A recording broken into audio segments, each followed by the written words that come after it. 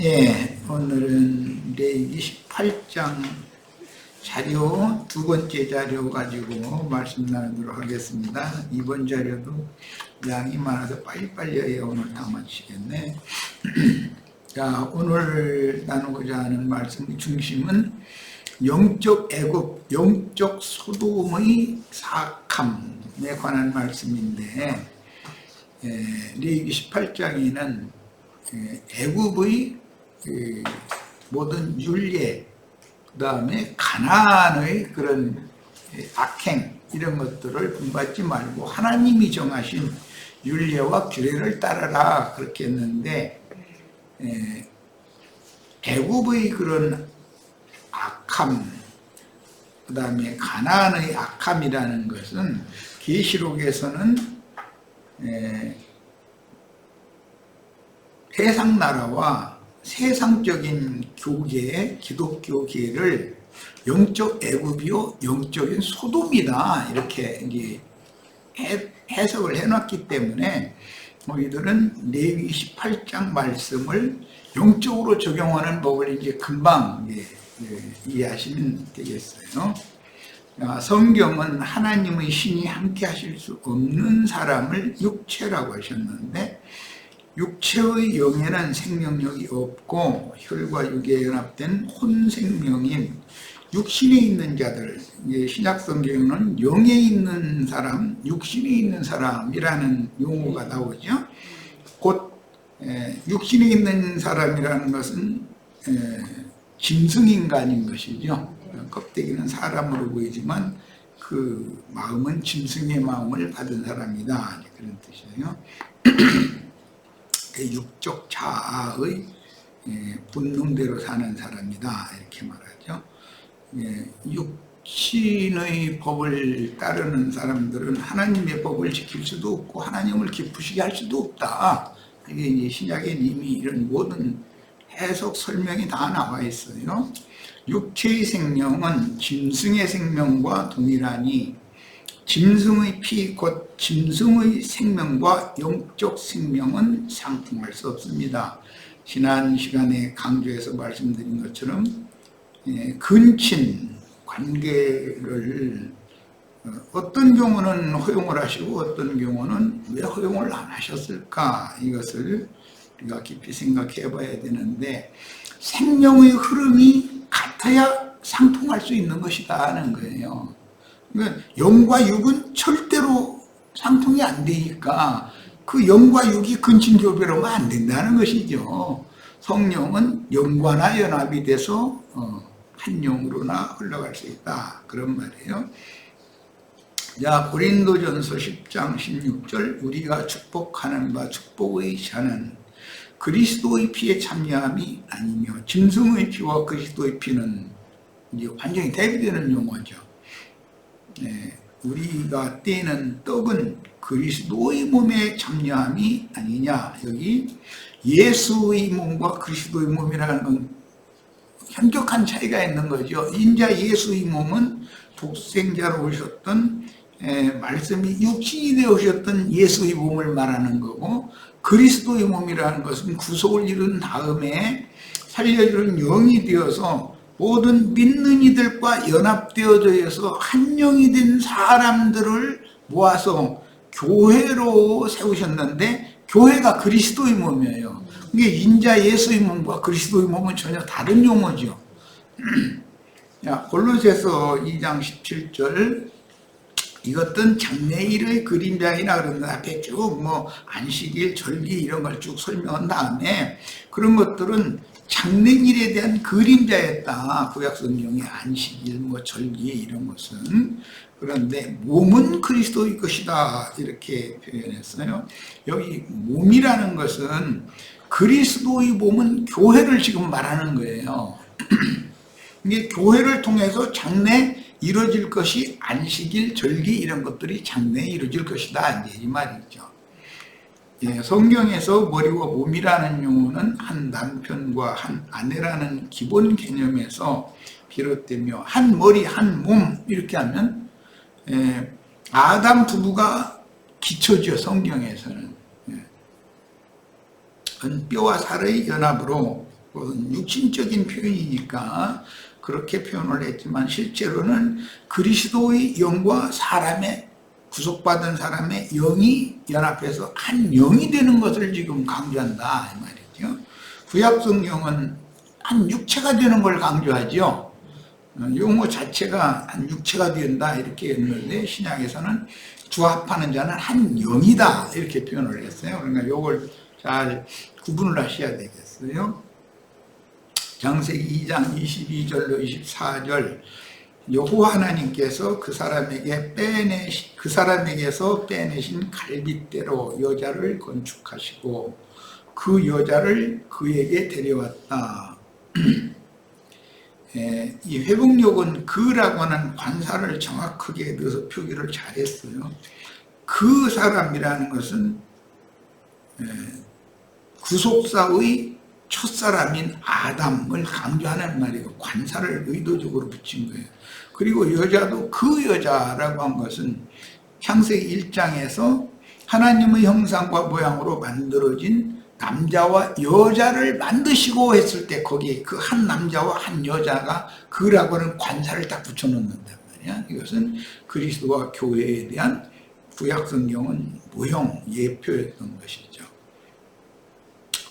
그 사람이 말하였다. 그 사람은 아담을 말한 거, 첫 아담. 이번에는 나의 뼈 중에 뼈요 살 중의 살이구나. 남자에게서 나왔으니 여자라고 하리라. 그러니까 생명이 같은 생명이다 이 말이죠. 그러니까 이런 경우는 근친을 허락하셨다라는 거예요. 그런데 어떤 경우는 근친을 절대로 허락을 않는 경우, 이것은 하나님은 영이신데 영과 육은 절대로 아무리 가깝게 지내고 싶어도 그게 안 된다는 거예요. 그러므로 남자는 부모를 떠나 아내와 결합하여 그들이 한 몸이 된다. 그런데 사실은 구약 개념에서는 한 육체가 되어라 라는 것이에요. 우리는 주와 합하여 한 영이 된 하나님의 권속인 그리스도의 몸을 세우는 성도들과 짐승과 합하여 육체의 무리가 되어 짐승의 몸인 큰 성 바벨론이라 하는 많은 물 위에 짐승들을 타고 앉은 큰 음욕 교계를 세우는 세상 교계에 대한 분명한 이해가 필요하다. 굉장히 중요한 말을 지금 말했어요. 그리스도의 몸을 세워야지 짐승의 몸을 세우면 안 되는 건 너무 당연한 거예요. 짐승의 몸을 세우는 건 이것은 허용해 하실 수 없는 근친상간인 것이고 짐승과 교접하는 행위라고 보는 거예요. 또 뿐만 아니라 몰래에게 자기 자녀를 넘겨주어 가지고 배나도 지옥 자식 되게 하는 행위로 본다 그런 말이에요. 요한복음 6장 63절, 살리는 것은 영이니 육은 무익하니라. 내가 너희에게 이른 말은 영이요 생명이라. 그러니까 결국 모세를 통해서 하나님의 말씀이 이스라엘에게 주어졌는데 그 말씀은 육신으로 행하는 어떤 행위를 강조하죠. 율법을 잘 행해라, 이걸 강조하죠. 그런데 주님은 영을 따라서 진리 안에서 믿음으로 행해라, 성령 안에서 행해라 이렇게 강조를 해요. 근데 육체의 행위를 강조하는 것이 아니라 성령과 연합된 영으로 믿음을 따라서 성령 안에서 행하라는 거예요. 진리를 따라 행하라는 거예요. 그러니까 똑같이 뭘 행하라고 강조하시지만 육체로 본능으로 행할 것인지 거듭난 영으로 행할 것인지는 이제 죽은 자와 산 자가 어떻게 사느냐와 관계가 되는 거죠. 좀 어려운 표현이 고린도전서 6장 15절로 20절에 나왔는데 읽어봅니다. 너의 몸이, 여기 너의 몸이라고 하는 것은 이 육의 몸을 말하는 것이 아니에요. 구속받은, 피로 사신받은 거듭난 사람들의 몸을 말하는 거예요. 이게 우리 각 지체들의 몸은 그리스도의 몸의 각 지체들이다 이거예요. 세상 사람들의 육신의 몸은 그리스도의 몸의 지체가 아니죠. 짐승의 몸의 지체일 뿐이지 이제 이것을 구분을 하셔야 되겠어요. 그래서 그리스도의 지체인 줄 알지 못하느냐? 내가 그리스도의 지체를 가지고 창녀의 지체를 만들겠느냐? 그래서 여기 창녀의 지체라는 것은 계시록 18장에 많은 물이 앉은 큰 음녀라고 그랬는데 원래는 그게 창녀라는 뜻이에요. 이제 이 창녀라는 용어는 가나안 족속이 가나안 신을 섬기기 위해서는 신전의 여사제가 있어요. 그 여사제들은 휘장 짜는 처소라고 그래가지고 거기에서 사는 거예요. 그런데 휘장 짜는 처소에 꼭 들러요. 그리고 그 자기네들이 가나안 족속의 신에게 예배를 제사를 하는 방법 중에 한 과정이요. 그게 그 휘장 짜는 처소로 가는 거예요. 예. 이런 것이 가나안 족속들의 신앙생활에 있었어요. 그래서 그런 행위를 본받지 말라라는 것이 레위기 18장 말씀이에요. 자, 그 다음에 창녀와 합하면 창녀와 한 몸이 될 것이고 주와 합하면 한 영이 된다고 그랬어요. 그러면 영이 될 것이냐? 영적인 사람이 그리스도의 몸의 지체가 되는 문제와 육적인 사람이 짐승의 몸의 지체가 되는 문제가 이게 그렇게 중요하게 성경에 다뤄진다는 것이죠. 세상 쪽에는 모두 창녀의 지체들이 세상 쪽엔 창녀의 몸이니까 창녀의 몸에 붙은 신자들은 지체들인 것이죠.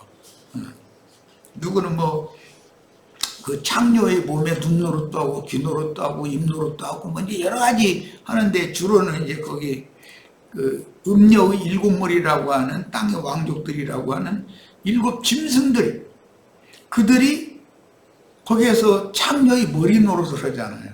머리 부분에 있는 눈, 코, 입, 귀 역할은 목회자들이 다 하고 앉았는 것이죠. 자, 그 다음에 저 아래 고린도전서 이제 15장으로 갑니다. 47절로 53절 첫사람은 땅에서 났으니 흙에 속한 자이거니와 둘째 사람은 하늘에서 나셨느니라. 첫사람은 흙에서 지은 아담을 지금 염두에 두는 말이고 둘째 사람은 하늘에서 오신 예수님을 지금 염두에 두고 하는 표현이에요. 그러니까 우주 가운데는 두 사람이 있는 것이죠. 흙사람이 있고 영적인 사람이 있어요. 예? 흙사람 아담과 그 장손이었던 가인이 저주를 받았는데 저주받은 자들은 전부 흙사람이죠. 흙에 속한 자죠.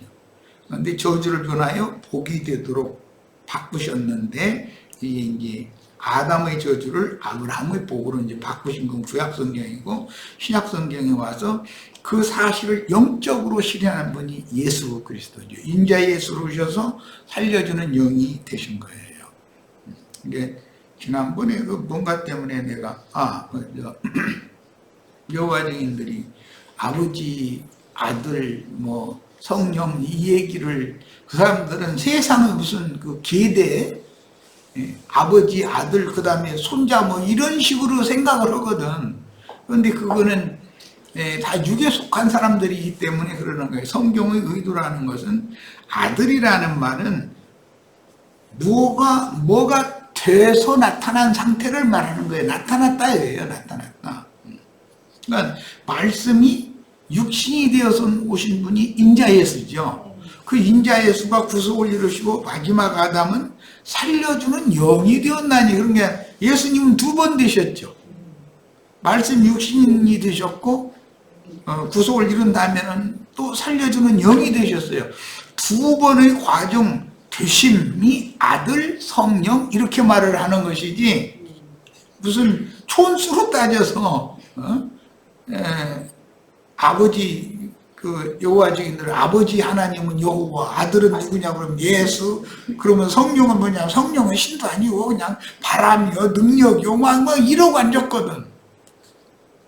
최종적으로는 첫 번 된 것은 완전한 게 아니죠. 항상 두 번째 돼야만 완전게 되는 거니까 승천하신 자는 살려주는 영으로 오셨어요. 예, 주님께서 그 요한복음 17장에 보면 창세 전부터 아버지와 함께 가졌던 그 영화를 나에게 달라고 그래가지고 그 아버지와 함께 가졌던 영광에 들어가셨죠. 그걸 승천한 거예요.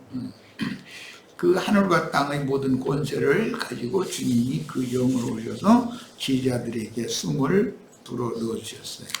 자, 그것을 재림이라고 그래요. 그런데 기독교계는 이 문제가 오히려 삼위일체 교리에 가려져 있기 때문에 이런 얘기를 하면 도무지 이해가 안 되는 거죠, 사람들에게. 설명하기도 어렵죠, 그러니까.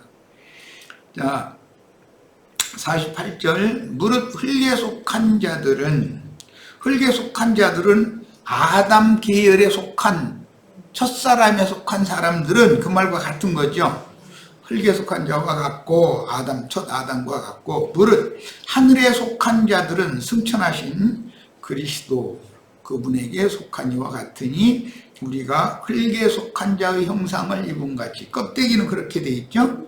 또한 하늘에 속한 이의 형상을 입으리라. 흙에 속한 자의 형상은 현재 입어가지고 세상에 나왔죠. 입으리라라는 것은 미래형이잖아요. 결국은 영의 몸으로 나타나는 날이 온다. 지금 이게 목적이죠. 형제들아, 내가 이것을 말하노니 혈과 육은 흙에 속한 자이죠. 하나님 나라를 이어받을 수 없고 또한 썩는 것은 썩지 아니하는 것을 욕으로 받지 못하느니라. 보라, 내가 너희에게 비밀을 말하노니 우리가 다 잠잘 것이 아니요 마지막 나팔에 순식간에 호련히 다 변화하리니. 그러니까 다 잠잔다라는 것은 주 안에서 예수 잘 믿다가 다 음부로 내려가는 것은 아니다. 만약에 이 세대가 마지막 나팔이 부러지는 때라면 우리는 죽어서 음부에 내려갈 필요가 없이, 그땐 부활의 때니까, 음부에 있던 자도 지금 부활돼서 올라올 때죠. 그러니까 음부에 내려갈 필요 없이 무덤에 있는 자들이 먼저 일어나고 그 다음에 우리도 그들을 따라서 함께 영광에 들어간다는 거예요. 이런 것은 이 육의 장막을 벗고 불꽃천사와 같이 변형되는 것을 말하는 것으로서 치천사가 된다.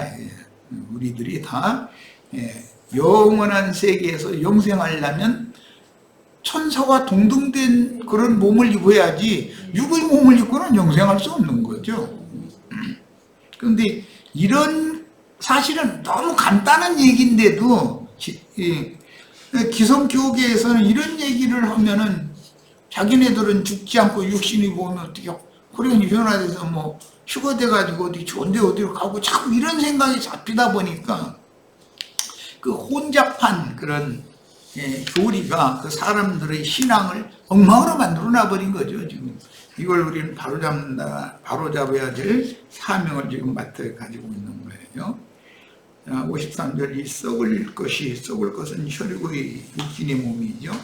썩지 아니할 것을 입겠고, 썩는다라는 것은 원래 속에서부터 영은 죽고 그 마음이 부패한 상태가 되는 것이 썩는 거예요. 결국은 그 사람 이미 영적으로 죽은 자니까 혈육의 몸이 무너지면 혈육은 당연히 썩게 마련이고 구더기가 다 파먹게 마련이죠.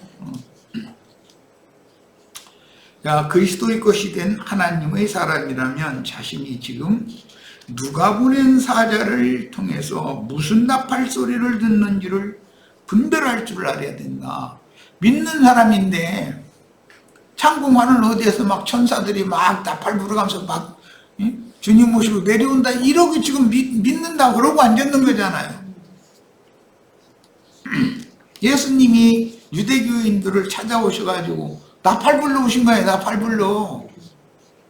그런데 주님의 입으로 나오는 그 말씀이 하나님의 나팔 소리인데 거기에 대한 인식이 없는 거예요. 오늘날 기독교계 사람들도 마찬가지예요. 창공 하늘에서 무슨 나팔 소리가 나면 자기는 죽지 않고 막 창공 하늘로 이렇게 올라간다 이런 생각을 계속 갖고 있는데 참 어리석은 사람들이죠. 그러니까 자, 로마서 8장 31절로 37절 인용을 봅니다. 그런즉 이 일에 대하여 우리가 무슨 말을 하리요?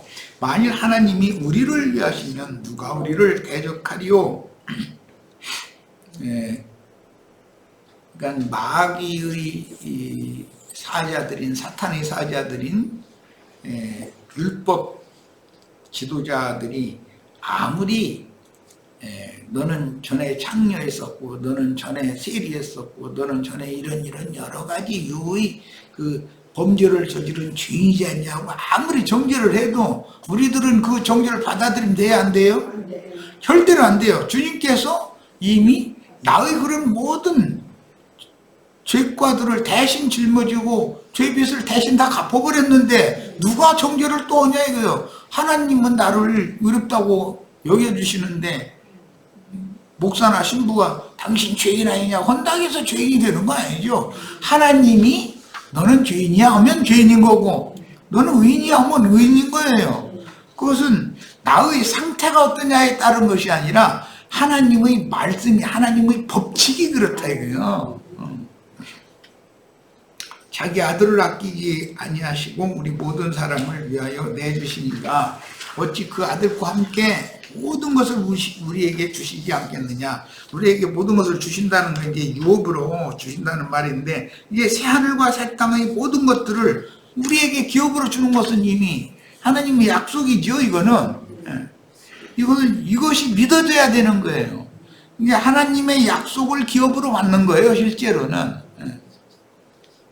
33절 누가 능히 하나님께서 택하신 자들을 고발하리요. 여기 이제 택하신 이 문제 때문에 기독교계가 아주 그 예정론에 이제 막 휘말려 가지고 난리인데, 이것은 주님이 대속물로 죽으시고 나의 모든 지난 죄과들을 다 갚았다, 죄빚을 다 갚았다는 사실이 마음에 믿어진 사람은 구속받은 사람이기 때문에 구속받은 속사람, 새 사람이 택한 자라는 말인 것이지 혈과 육에 있는 옛사람을 택했다는 말이 아니죠. 그런데 기독교계의 예정론, 선택론이라는 것은 저 예배당 오는 사람은 택함 받았고 저 예배당이 안 나오면 불택자고 구원이 예정되어 있지 않고 육이 되도록 예정됐다 이렇게 가르치잖아요. 그들은 전부 하나님의 말씀을 영에 속한 사람이냐 육에 속한 사람이냐라는 것을 구분을 못하고 그냥 육신적인 사람 가지고 너는 택자고 자기 예배당에 나와서 뭐 헌금 내라 헌금 달라고 뭐 그냥 하라는 대로 잘하면 택자예요. 그러다가 뭐 말씀 좀 이 사람이 다른 말씀 듣고서 깨달아가지고 그 목사 떠나서 다른 어디로 가버렸다가 그럼 택한 사람인 줄 알았더니 그게 아니더만 이래버리고, 이게 이거는 목사 기분 내키는 대로 택했다, 택함 맞지 않았다, 이거 기분대로 해버려. 그런 게 어디가 있냐 이거예요. 그건 말도 안 되는 소리지.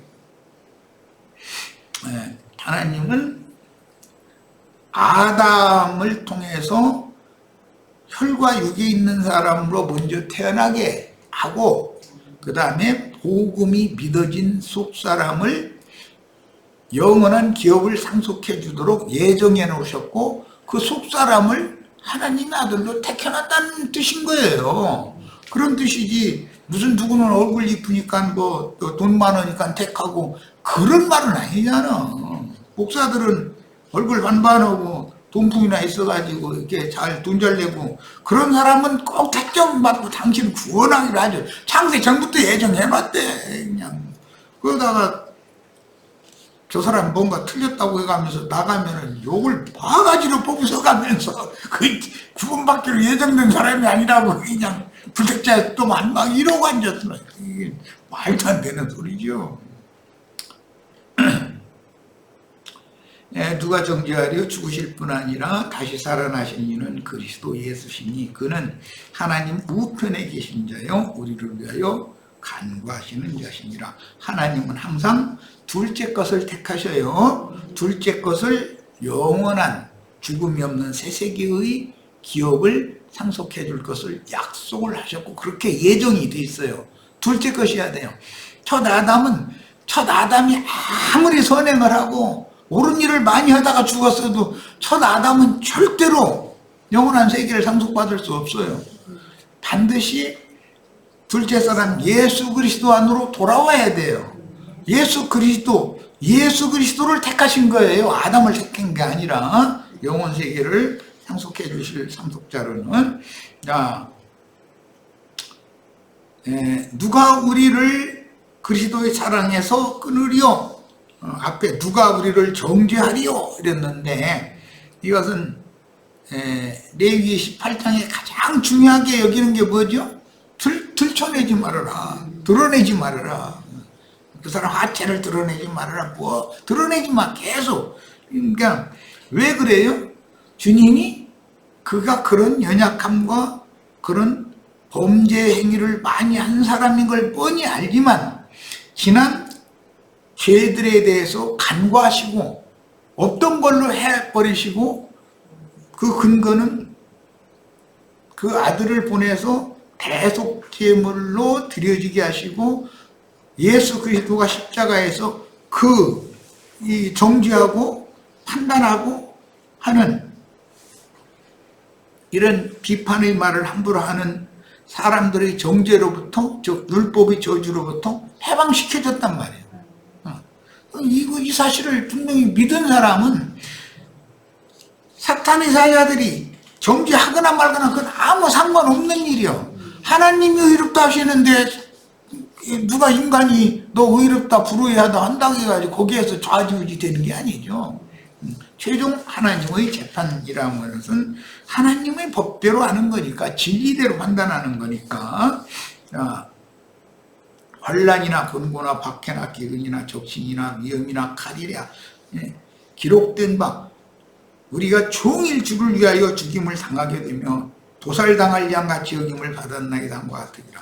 지금 우리가 다 이런 상황에 처해 있지만 사탄의 참소를 받아들이면 절대로 안 돼요. 그 무엇도 그리스도의 사랑에서 우리를 끊어낼 수 없어요. 레위기 18장에서 20장을 나누는 가장 중요한 문제가 이 문제예요. 드러내면 안 된다 이거. 남을 드러낼 자격이 있는 사람이 있어요? 너희 중에 죄 없는 자가 먼저 돌로 쳐라 하면 돌로 칠 수 있는 권세가 있고 자격이 있죠. 심판권이 있는 사람이 인간이 누가 있어요? 강대상에서 함부로 그렇게 남을 정죄하는 말, 판단하는 말, 그런 말을 함부로 해야 될 자격이 지가 있어요? 지가 그런 말을 함부로 해댄 것 가지고 그리도 심판대 앞에 서면 지가 했던 말 때문에 정죄를 받는 것이거든. 로마서 이제 13장 8절로 10절 그 외에 다른 계명이 있을지라도 내 이웃을 내 몸과 같이 사랑하라 하신 그 말씀 가운데 다 들었느니라. 사랑은 이웃에게 악을 행치 아니하나니 그러므로 사랑은 율법의 완성이니라. 여기 이웃이라는 말은 기본적으로 예수님을 말하는 거예요. 예수님의 이웃은 구속받은 형제 자매 믿는 이들을 말하는 거예요. 로마서 15장 2절로 7절 우리 강한 자가 마땅히 연약한 자의 약점을 담당하고 자기를 기쁘게 하지 아니할 것이라. 자기를 기쁘게 하는 것은 자기 사역을 하기 때문에 그런 거죠. 사람 얻어가지고서 그 사람들에게서 자기가 영광을 받으려고 그러고 또 그 어떤 동풍이나 있는 사람한테 영광을 자꾸 돌려주고 이렇게 하면은 그게 하나님의 영광을 도적질하는 자들이죠. 우리 각 사람이 이웃을 기쁘게 하되 선을 이루고 덕을 세우도록 할지니라. 이러므로 그리스도께서 우리를 받아. 참 중요한 말씀이 나왔어요. 이게 레위기 18장 말씀의 아주 핵심이요. 이게 우리는 다 죄인들이었었죠. 그런데 하나님 받으셨다는 거예요. 근거는 예수께서 대속물로 모든 형제 자매님들 믿는 이들의 지난 범죄들을 죄과들을 전부 사면 용서를 해 주실 수 있도록 죄값을 이미 하나님은 예수를 통해서 받았다 이거예요. 그래서 우리를 받아 하나님께 영광을 돌리신 것과 같이 너희도 서로 받으라. 이게 이제 교회죠, 정상적인. 에베소서 4장 25절로 32절, 그런즉 거짓을 버리고 각각 그 이웃으로 더불어 참된 것을 말하라. 여기 거짓이라는 것은 세상의 어떤 뭐 육신적인 어떤 그 거짓 뭐 그런 것을 허라는 말이 아니라 그것을 표상으로 삼아서 영적인 거짓말을 지금 말하는 거기 때문에, 뱀은 처음부터 거짓의 압이잖아요, 마귀는. 야, 그러면 뭘 거짓말하느냐? 하나님은 금령의 나무 실과를 보면 정령 죽는다고 그랬는데 뱀은 아니다, 결단코 죽지 않는다라고, 그게 거짓말하는 거거든. 하나님 말씀을 부인하고 뒤집어 버리는 거. 자, 그래서 거짓을 버리고 각각 그 이웃으로 더불어 참된 것을 말하라. 진실을 말을 해야 되는 것이죠, 당연히. 진리의 증인과 사탄의 사자들은 강대상에서 자꾸 사람의 관점으로 하나님의 교훈을 사람의 교훈으로 자꾸 가르치려고 그러는 것이죠. 그것이 거짓말이라는 거예요. 사람이 듣기에는 너무 좋은 말이죠. 고상한 사람이 되고 뭐 좋은 사람이 되고 이웃에게 날마다 사랑하고, 요즘에 뭐 지난번에 나가서 집에 잠깐 갔다 오는데 저기 큰 영마다 다 땡그랑 훔쳐가면서 이거 다 그러고 있더만 참 좋은 일이에요. 그거 뭐 미안하지만 나는 뭐 그냥 지나쳐버리고 돈도 안 냈는데, 뭐 사실은 내야죠. 뭐 어려운 사람들 많으면, 나보다 어려운 사람이 많으니까 좀 같이 나눠 쓰자 내야 되는데 그냥 지나쳤지만, 그런 것이 근거가 되어져 가지고 구원을 받고 거기다 돈을 안 넣으면 구원을 못 받고, 만약에 그런 문제라면 우리가 복음을 믿을 필요가 없죠. 인간적으로 선한 일 많이 하면 되는 거지. 뭐 그런 거 하지 말라는 게 아니에요. 또 오해하시면 안 돼요. 많이 하세요. 하시면 좋은데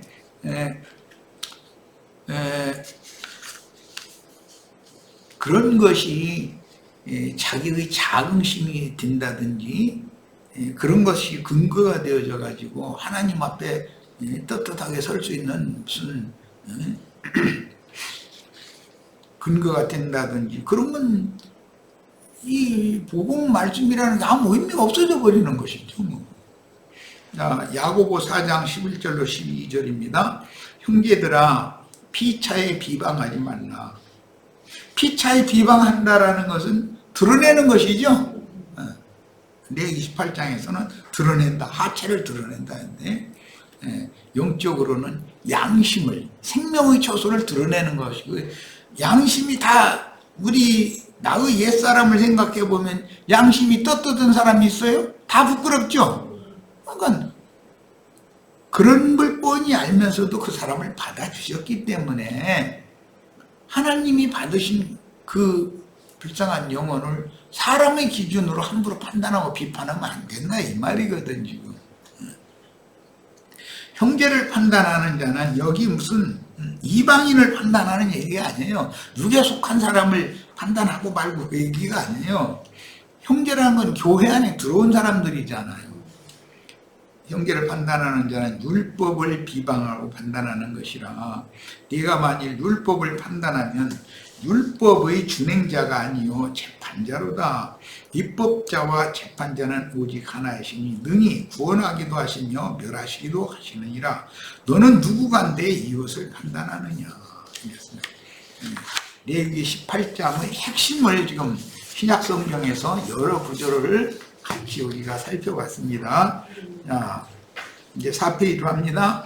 레위기 18장에서 20장에 기록된 근친 관계와 본능으로 아는 그것으로 멸망하는 짐승과 교접하지 말라고 엄히 금하신 율법은 구속하신 성도들의 공동체 생활에서 율법 선생이 되어 주님이 불쌍히 여겨서 받아주신 지체를 서로 받고 용납하는 형제사랑의 교회 생활을 강조한 말씀입니다. 그러니까 어떤 지체의 약점이 많이 드러나면 내가 조금이라도 그 짐을 덜어줘 줘야죠. 짐을 나눠줘 줘야지 그 비판하는 사람들과 한 통속이 돼가지고 같이 손가락질하고 이렇게 하면 그건 교회가 아니죠. 그건 거듭난 성도가 아니고 은혜를 입은 사람이 아니에요. 자기는 은혜로 구원받아야 되고 그 사람은 은혜를 입으면 안 되고 그건 말이 되는 소리예요. 그게 그런 게 어디가 있어요. 레위기 18장의 첫 단락 말씀인 18장 3절로 5절에서는 복음을 맡은 제사장들에게 하나님의 법도와 규례를 엄격히 따를 것을 명하셨는데 레위기 18장에서 계시하는 애굽의 풍속과 가나안 땅의 풍속과 규례란 영적 애굽이요 영적 소돔인 세상 나라와 세상 교계의 신앙생활에서 육적이며 사악한 행실들로 나타난 짐승과 교접을 하는 것은 문란한 짓이다. 이렇게 말하는 그 문란이라는 이 테벨이라는 용어는 어떤 자연 법칙에 위배되는 것, 하나님의 창조 질서에 위배되는 것. 하나님은 다른 걸 다 용납하시지만 절대 권위자인 창조 질서를 거스르는 것, 이것은 절대로 용서할 수 없는 거예요. 그러면 창조의 근본이 되신 예수 그리스도 자신, 하나님 자신을 부정하는 것이 되기 때문에 창조의 질서를 부정하는 그런 것은 절대로 용서할 수 없죠. 이게 각 종류대로 내라 하셨다고 그랬는데 사람은 하나님 종류야죠. 그러니까 하나님과 사람은 주합하여 한 영이 될 수 있어요. 그러나 하나님의 종류인 사람이 짐승과 합하면 그것은 절대로 용납할 수 없다는 거예요. 창조 질서가 그게 아니니까. 종류가 안 맞잖아. 종류가 종자가 다르고 그 맛이 다른데 그게 안 맞는 일인 것이죠. 그래서 하나님은 창조 질서를 거스르는 것, 이 대적하는 것, 이것만큼은 절대로 용서할 수 없다. 즉 하나님의 절대 권위를 침범받는 행위라고 본다 말이에요. 그래서 신성모독으로 본다라는 걸 내가 강조했었던 거예요. 이게 문자적인 의미도 그래요. 그러니까 교회 지체들 중에서 어떤 약한 지체, 과거에 부끄러운 그런 인생을 살아왔던 어떤 지체의 그런 과거를 알았을지라도 그 아는 것은 나는 어떤가를 하나님의 말씀으로 거울 삼아서 비춰보라는 뜻이지 그 지체를 흠잡고 정죄하고 함부로 비방하고 그러라는 뜻은 아니잖아요. 내가 종을주는 아니잖아요. 내가 재판장은 아니잖아. 법을 제정하시고 법을 집행하실 분은 하나님 한 분밖에 없고 우리는 법을 준행할 의무만 질 뿐이지 내가 누구를 판단을 하겠어요. 이 문제는 복음을 깨닫는 거에서 이게 제일 중요한 거예요. 애굽의 풍속은 이 세상의 조류, 세상 조류라는 것은 세상이라는 건 매번 어떤 유행이라는 것이 지나가지요. 바람이 이렇게 휙 지나가는 거예요.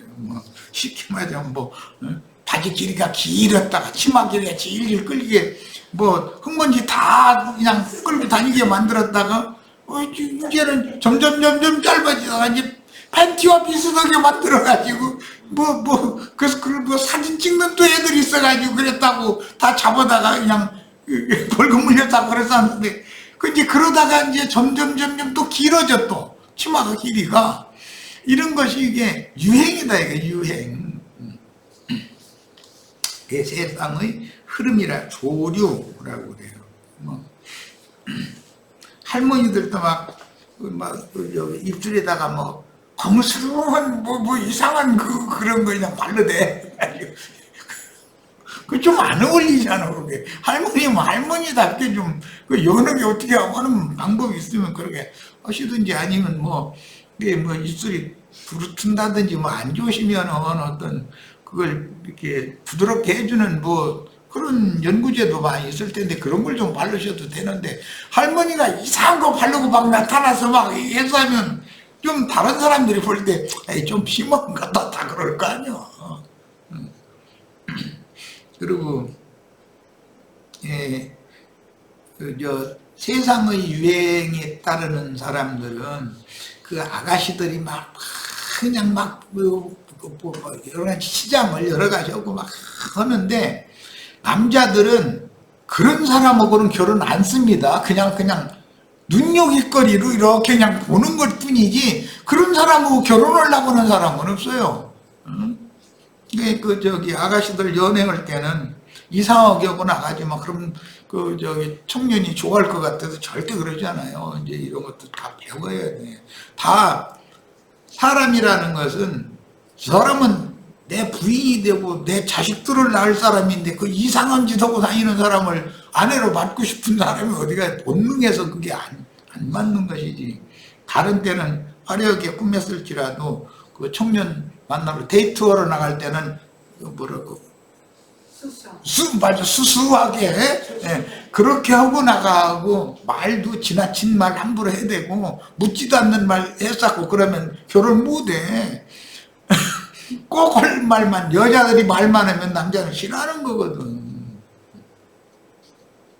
근데 제잘 되는 거 좋아하는 사람들은 남자답지 않고, 그런 놈은 결국은 책임질 놈이 아니지. 너무 지나친 말을 하면은, 너 그런 말은 좀 듣기가 그렇네, 뭐 이렇게 해서 슬쩍해서 제지도 좀 가끔 해주고, 이제 그래야 되는데, 그것은 철이 들은 사람들 얘기고, 뭐처럼 없는 사람들은 나 제잘 되면 좋다고 하고 그런지 모르지만, 사실은 속으로는 그게 좋아하는 거예요. 그런 것처럼 이제 세상 얘기를 했는데, 주님께서도 당신의 신부를 이렇게 맡기를 원하실 때는, 신자들이 쓸데없는 말을 너무 말을 많이 해서 말 물어내는 거 좋아하는 사람은 주님께 시집가긴 다 틀렸어. 그런 줄만 아셔. 이제 얘기하려고 사실 그 얘기한 거예요. 말이 많으면, 사람이라는 게 말이 많으면 불필요한 말이 섞어 나오게 되는 거거든. 말을 조심하는 게 좋습니다. 말수를 좀 줄이는 게 좋죠. 자, 이제 이 정도 하고, 가나안 족속의 풍속은 주로 더러운 성관계로 묘사를 했는데, 그것은 영혼이 이렇게 세상 육에 속한 사람들의 세상 신과 짝하는 그런 것을 묘사하느라고, 뭐 남자가 남자로, 여자가 여자로, 또는 남자가 짐승 암컷에게, 또는 여자가 짐승 수컷에게 이렇게 교접을 하고 막 이런 식으로 표현을 했어요. 그런데 그것은 남녀 간의 즉 그리스도와 처녀 교회가 사랑하는 관계로서의 정상적인 거룩하고 흠이 없는 영광스러운 주님의 교회 생활을 어떻게 해야 주님이 사랑할 것인가, 좋아하실 수 있을 것인가, 이것을 말해주고자 해서 그렇게 세상의 불합리하고 말로 표현할 수도 없는 그런 이야기를 성경에 직설적으로 표현을 한 거예요. 다른 어떤 종교의 경전이라면 이런 말은 빼죠. 거룩한 경전에 이런 말 넣으면은 사람들이 그 경전이라고 존경하면서 있겠어요? 그런데 하나님의 말씀은 있는 사실 그대로를 그냥 기록을 하고 너희 독자가 알아서 판단하라는 이런 거거든. 그러니까 심지어 오해하면, 이스라엘의 하나님은 가나안 족속들 어린아이, 어른, 또 짐승까지 다 싹 도둑내서 죽여버리든지 쫓아내든지 막 이제 다 복종시키든지 포로로 잡아다가 굴복시키든지 그렇게 이제 세 가지를 하라고 그랬는데, 그러면은 아이고 유대교의 그 하나님은 우리는 예수 믿는 사람들로 유전됐다, 우리는 그거 안 믿는다고. 왜 그러느냐 그러면, 그 살인하는 하나님이 더 이렇게 나가버리거든. 어린 것이 무슨 죄가 있다고 어린 것까지 다 죽이라겠느냐고 이러거든. 그런데 그것이 그렇게 말씀하신 의도를 몰라서 그러는 것이거든. 아무리 자기가 순수한 것 같고 무지한 사람인 것 같으면 어린아이 같은 심정인 것 같이 해도 하나님이 보시기에는 그 혈기와 그 육체의 각색 정욕들이 유전되고 있기 때문에 죄성이라는 것을 다 유전하고 있기 때문에 그런 것을 옳게 보지 않으니까 자기는 선한 사람이다, 자기는 순수한 사람이다 이런 착각하지 말라는 말인 것이고, 그런 육에 속한 사람들은 어른할 것 없이 무조건 하고 혈과 육에 속한 것은 하나님은 배제해버리고 영으로 거듭난 새 사람만 그것이 배필로 삼는다라는 말을 하고자 하는 것이지, 그냥 감족속 가난 족속들 미워해가지고 막 이게 죽이고 그런 얘기가 아니단 말이야. 그러네. 사업이 이렇게 못했으면 큰일 났다. 예, 자 잠시 쉬었다가 이어가겠습니다. 다음 시간에 아주 빨리빨리 해야 되겠네.